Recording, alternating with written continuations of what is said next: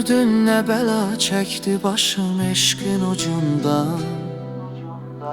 Dözdüm qəminə gelmedi bax dostluğa nöqsan. Məzlumların naləsinə adət edibsən. Bəs naləmə meyl eyləmədin sevgili canan. Eyb etməz ürək vermə mənə çünki gözəlsən. Dil verməmə adətdi gözəllərdə binadan. Mümkün müdür məni qurban edəsən?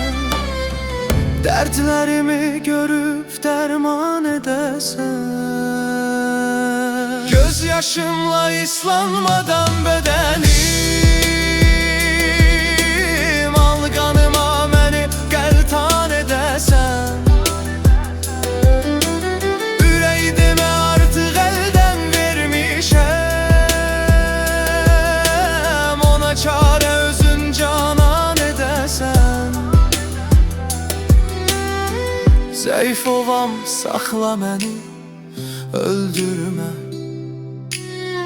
Heç dəyərmi məni qurban edəsən? Göz dikmişəm dodağının şəhdinə. Ümid var ki bir gün mehman edəsən. Bəlkə vurub ləblərinə möhrünü, nizamini bir Süleyman edəsən. Söylə bu nizami necə səbr etsin əzizim? Eşkində qərarsız qalacaq eymə hitaban. Cavanlıq köç edər qoyma gedər əldən. Zaman keçsin. İtən gənclik sonra ilə qocalar yer süründükcə. Bükülüdü bel bu mümkünmü ömür daim cavan keçsin. Əziz ömrü şirin tut ki keçər bərbad olar qafil. Qədir bil vermə gəl əldən həyati cavidan keçsin. Canı can verib alsaydın bilərdin qədrini şəksiz.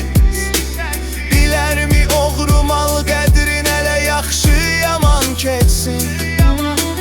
Nə qəmlərdən qəm əksilməz, nə bir nöqsan tapar şadlıq.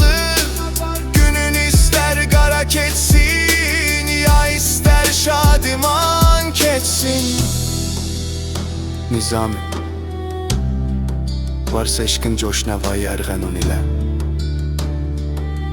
Əlində saqinin gəlsin, şərabı ərğəvan keçsin.